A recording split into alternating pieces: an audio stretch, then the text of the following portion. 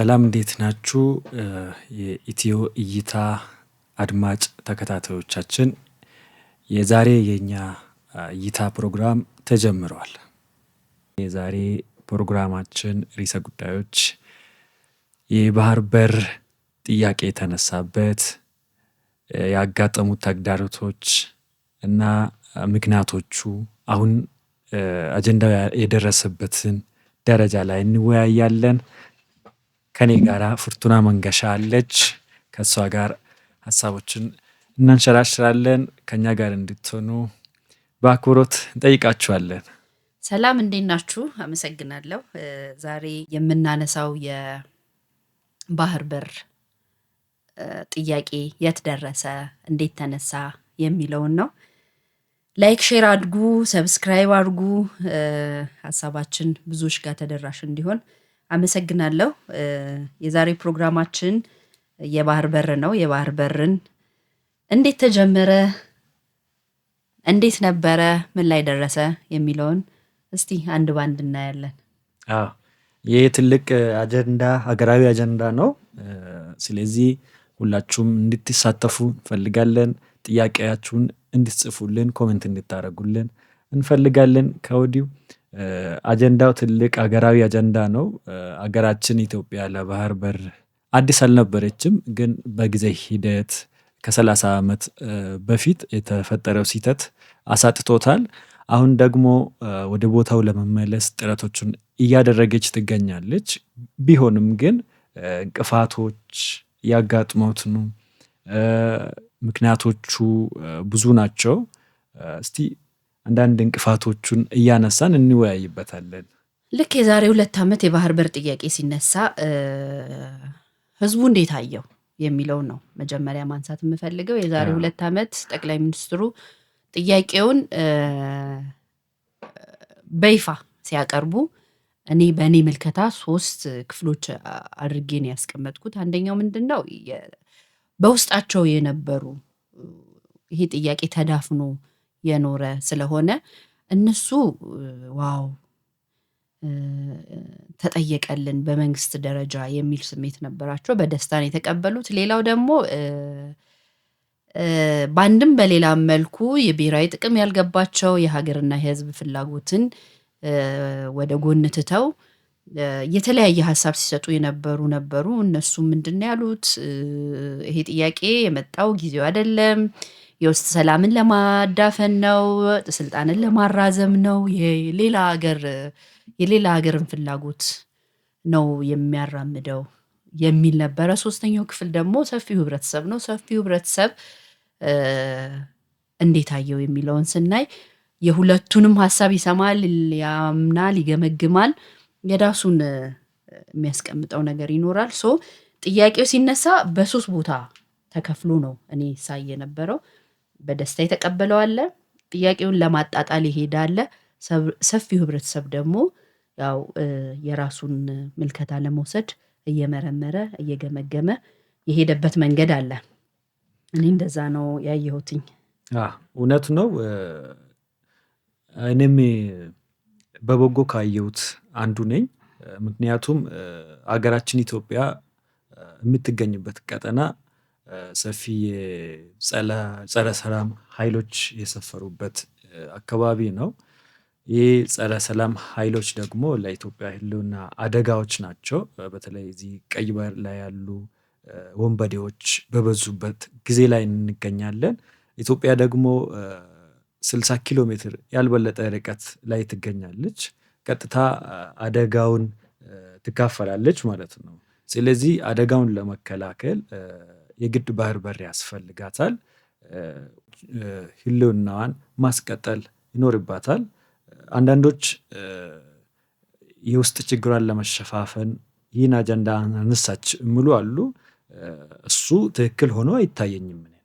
እውነት ነው። ጠቅላይ ሚኒስትሩ እኮ ይህን ጥያቄ ያነሱት ማስተዋል ያለብን ልክ ኢትዮጵያና ኤርትራ ወደ ሰላም በመጡበት ጊዜ እኔ አስታውሳለሁ ሚሊኒየም አዳራሽ ላይ ህዝብ በተሰበሰበበት በቀጥታ ላይቭ የተለያዩ ሚዲያ በነበሩበት እኔና ኢሱ የምንጋራው አሰብን ይሆናል፣ የሚል ሲያነሱ ነበር። ያ ማለት በዛ ሰዓት ጠቅላይ ሚኒስትሩ ገና መምጣታቸው ነው። ሰላም የሚባል ሀገራችን ውስጥ ያለ የነበረ ችግር አልነበረም። እሳቸው ያኔ ጀምሮ ገና ወደ ስልጣንም ሳይመጡ ጀምሮ የተለያዩ ቪዲዮዎችን ስንመለከት ሲያነሱ የነበረ ጥያቄ ነው እንጂ ሰላም ስለሌለ ኦር ስልጣናቸውን ለማራዘም ብለው አይመስለኝም። በእኔም እይታ ደግሞ ጥያቄውን ስናየው ለሀገራችን ምንም ጥያቄ የለውም፣ ጠቃሚና ጠቃሚ ነው።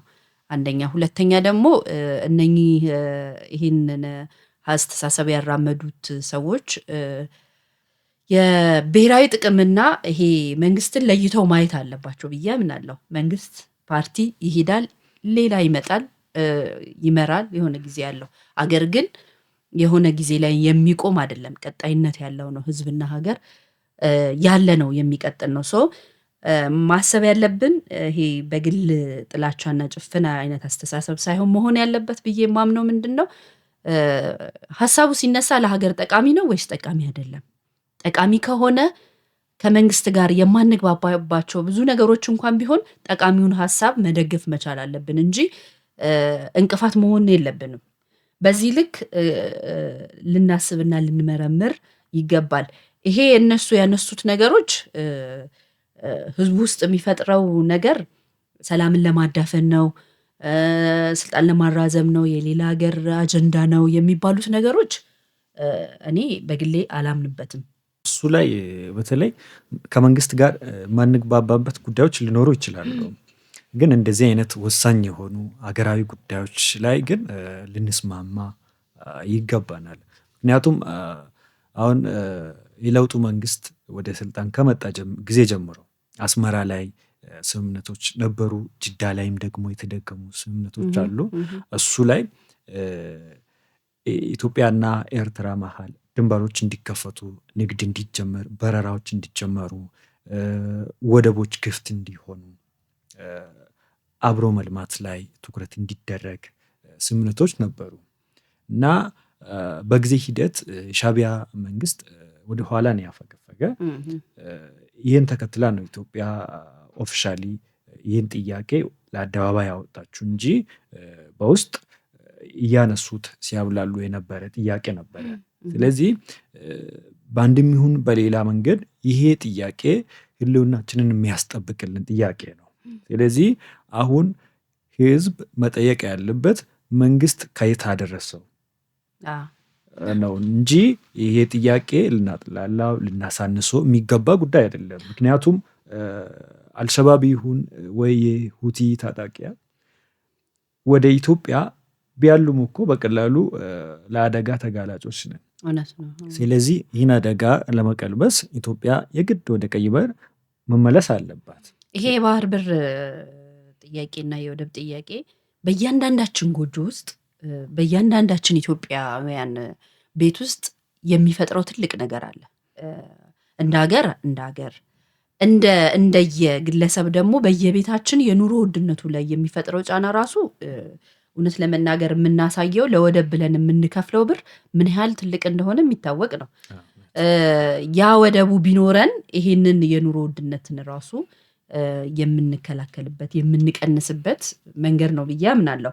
እና የእውነት ህዝብ የምንወድ ከሆነና ለሀገር የምናስብ ከሆነ ደግሞ እንደዚህ አገራዊ ጥያቄዎች ሲጠየቁ ተዘግቶብናልና እንክፈተው ተብሎ በመንግስት ደረጃ ይሄ ነገር ሲነሳ ከዘጊዎቹ አካል ጋር ሆነን ኢትዮጵያን ደግመን እንዘጋታለን፣ የተዘጋባትን እንዳይከፈት እናደርጋለን ማለት አግባብ ነው ብዬ አላምንም። አንዳንዶች ለህዝብ እንታገላለን ብለው ወደ ጫካ የወጡ ጭምር እኮ ሲዘዋወሩ የነበሩ ቪዲዮዎች ሰምተሃል መቼም ብዬ አስባለሁ። አንድ የታጣቂዎች ኃላፊ ነው ይመስለኛል እና እኛ ወደብ አንጠይቃችሁም፣ እኛ ባህር በር አንጠይቃችሁም እና ትጥቅና ስንቅ አግዙን፣ ስልጠና አግዙን ብለው መልእክተኛ ሁሉ ለሌላ አገር ሲልኩ ሰምተናል። ይሄ እውነት እድሉ ገጥሞህ እንኳን ወደ ስልጣን ብትመጣ የሀገርን ክብርና የሀገርን ጥቅም የምታስጠብቅ አይደለህም ማለት ነው። ቀድመህ ሽጠከዋል እና ዛሬ የምትታገልለት ህዝብ ብሔራዊ ጥቅሙን ቀድመ እኔ አልጠይቅህም ብለህ የምትሸጠው ከሆነ ምኑ ጋ ነው ታዲያ ለህዝቡ የምትታገለው? አንደኛ እሱ ነው። ሁለተኛ ደግሞ እኔ የማይበት እና የማምንበት ነገር ምንድን ነው? ምንም ነገር ምንም ጥያቄ ከሀገር ይበልጣል ብዬ አላምንም። እኔ እንደዛ ነው ማየው። ሀገር ትበልጣለች። መንግስታት ይለወጣሉ፣ ፓርቲዎች መጥቶ ይሄዳሉ፣ የታወቀ ነው ይሄ። በተለያየ ጎራ ተሰልፎ መንግስትን ለመጥላት የሚሞክሩ አካላትም ይህን የህዝብ ጥያቄውን መደገፍ፣ መቀበል፣ አሳምሮ በፊቱ ይልቅ በፍጥነት እንዲጓዝ ደግሞም ተፈጻሚ እንዲሆን ከማገዝ ወደኋላ ማለት የለባቸውም ብዬ አስባለሁ። ምክንያቱም 32 ሀገራት አሉ በዓለማችን ባህር በር አልባ የሆኑ ሀገራት።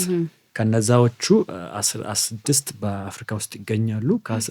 ከነኚህ ሁሉ ከ32ቱ ብዙ የህዝብ ብዛት ያላት ኢትዮጵያ ናት። እንዲሁም ደግሞ ከፍተኛ የኢኮኖሚ እንቅስቃሴ ያለባት ሀገር ኢትዮጵያ ናት። እቺ ሀገር ደግሞ ለየት የሚያደርጋት ከሌላው ይልቅ ሌላው ጉዳይ የምትገኝበት ርቀት ነው። ብዙም ላንድ ሎክ የሚያደርጋት ጉዳይ አይደለም። በተለይ ከቀይ ባህር ያጣችበት መንገድ ራሱ ስንመለከተው እኮ በወቅቱ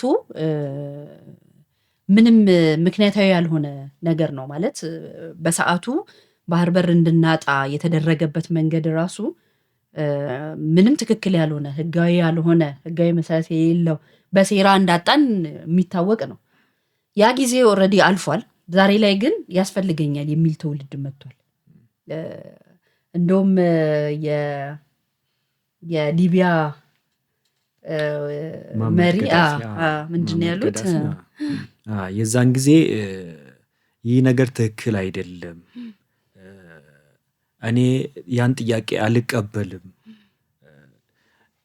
ወደባችንን እንፈልገዋለን፣ ወደ ቦታ ይመለስ የሚል ኢትዮጵያዊ ይመጣል፣ ትውልድ ይመጣል። እውነት ነው።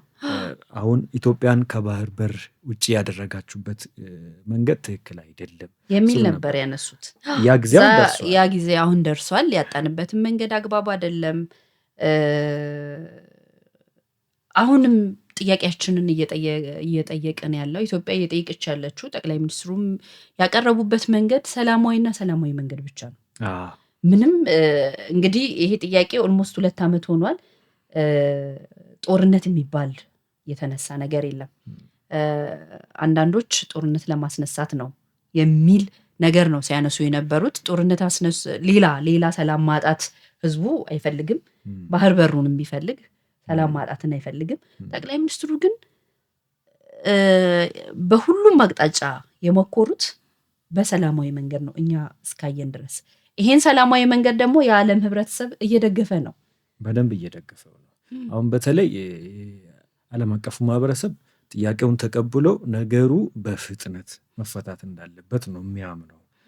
ከዚህም ጋር ተያይዞ አሁን በዛ ሰዓት ኢትዮጵያን ወራሪ አድርገው የሳሉት ሀገራት ነበሩ፣ ቡድኖች ነበሩ፣ ግለሰቦች ነበሩ። ግን ኢትዮጵያ አሁን 2 ዓመት ሞልቷታል። ይህን አጀንዳ ካነሳች ጊዜ ጀምሮ እስካሁን በዲፕሎማሲያዊ መንገድ እስካሁን ጥያቄዋን በሰላማዊ መንገድ ነው እያነሳች ያለችው እና ከዚህም በኋላ በሰላማዊ መንገድ ትሄድበታለች። ግን ዋናው ነገር እዚህ ጋር እኛ የውስጥ ሰላማችንን ሆነ ድምፃችንን አንድ ማድረግ መቻል አለብን። እዚህ ጉዳይ ላይ ይህ ጉዳይ በጣም ልናሳንሰው የሚገባ ጉዳይ አይደለም። የመኖር እና ያለመኖር የህልውና ጉዳይ ነው እና በጣም ወሳኝ ነገር ስለሆነ ማናችንም ከመንግስት በተቃራኒ ልንቆም እንችላለን በተለያዩ ጉዳዮች ላይ። ግን በዚህ ጥያቄ ፍትሃዊ ባልሆነ መንገድ ያጣነውን ንብረታችንን ለማስመለስ እንዲሁም ደግሞ በሰላማዊ መንገድ ሄደንበት ግን አታገኙም የተባልነውን ወደባችንን በራችንን ለማስመለስ በአንድነት ድምፃችንን ልናሰማው ይገባል። ሁሉም ኢትዮጵያዊ ቁጭት ሊኖረው ይገባል። በዚህ ቁጭት ሊኖረው ይገባል ማለት እቺን የምታክል ሀገር በጣም ትልቅ ሀገር ናት። በጣም ትልቅ ህዝብ ነው። ለባህር በር በጣም ቅርብ ነው። ያጣንበት መንገድ በሴራ ነው። ዛሬ ደግሞ እያደግን ነው። የህዝብ ብዛታችን እያደገ ነው። በኢኮኖሚካችንም እያደግን ነው። በዚህ ሁኔታ መቀጠል አንችልም። እያንዳንዳችን ሁላችንም ኃላፊነት አለበት። የህዳሴ ግድባችንን እንዴት ነው የጀመርነው? እንዴት ነው የጨረስነው? ያ ቁጭት ዛሬም ለባህር በራችን ዳግም እያንዳንዱ ኢትዮጵያ ልብ ውስጥ ሊኖር ይገባል። ይሄ አንዳንድ ማህበረሰብ ለጥቅማቸው ተገዝተው በአንዳነት ይዟቸው፣ በአንዳነት ነው የሚባለው፣ ያው ሌላ ምንም ሊባል አይችልም። ይዟቸው በዛ ውስጥ ተሸብበው የሚሉትን ነገር በዛ ወደኋላ የምናፍርና የምንሸማቀቅ ልንሆን አይገባም ብዬ አስባለሁ። ምክንያቱም ይሄ በጣም ትልቅ ትልቅ ትልቅ አገራዊ ጉዳያችን ነው። እንኳንም ተነሳ፣ ቁጭት ሊኖረን ይገባል፣ ወደፊት ልንሄድበት ይገባል ብዬ ነው ማስበው እኔ። ከዚህም በኋላ እንደዚህ አይነት ትልቅ አጀንዳዎችን ስናነሳ ትልቅ ድሎች ደግሞ የሚመዘገቡት ጠላት እንቅስቃሴ ሳያደርግ አይደለም። ጠላት እንቅስቃሴዎችን እያደረገ ገደቦቹን እያስቀመጠ ግን እያለፍን እየዘለልን አንዳንዴ ተግዳሮቶቹን እየነቃቀልን ሊሆን ይችላል። የባድዋ ጊዜ ህዳሴ ግድብ ስንመለከት ብዙ ውጣ ውረዶች ነበሩ። ከጠላት ጋር የተሰለፉ ግለሰቦች፣ ቡድኖች ነበሩ። በዛም በዚህም የሚያስታጥቁ የውስጥ ሰላማችንን ሊያወኩ የሚፈልጉ አካላቶች ነበሩ። ቢሆንም ግን ብሔራዊ ጥቅም ለማስከበር የሚሄደው መንገድ በብዙ ውጣ ውረድ ስለሆነ ህዝብም መንግስትን መጠየቅ አለበት። በዚህ ጉዳይ ላይ ከየት ደረሰ፣ ምን ላይ ናችሁ ማለት መቻል አለበት። ምክንያቱም ህዝብ የሚያተርፈው ነገር ቢኖር አንድ መንግስት ሲመጣ ብሔራዊ ጥቅሜን አስከበርክልኝ ነው። ካላስከበረልህ ደግሞ ቀጣይ እርምጃ ይወስዳል ማለት ነው። ስለዚህ የእኔ የመንግስትን ጉዳዩን የያዘበት መንገድ እኔ ሳላደንቅ አላልፍም። በጣም በልበ ሰፊነትና በትዕግስትና ሰላማዊ መንገድ ነው እያስኬድ ያለው። ምክንያቱም ከጅምሩ ጀምሮ ስንመለከት እንደ ሀገር ምን ያህል ሊያደናቅፉ የሄዱ አገሮች አሉ። ከሶማሌላንድ ጋር የሆነ ስምምነት ተደረገ። ስምምነቱን ለማፍረስ ግብፅ ምን ያህል እንደተሯሯጠች አይተናል። ኤርትራ በራሷ ምን ያህል እየተሯሯጠች ዛሬም ድረስ ምን እያደረገች እንደሆነ አይተናል። በሀገራችን ያሉም አንዳንድ ግለሰቦችም ሆነው ቡድኖች ምን እያደረጉ እንደሆነ እያየን ነው።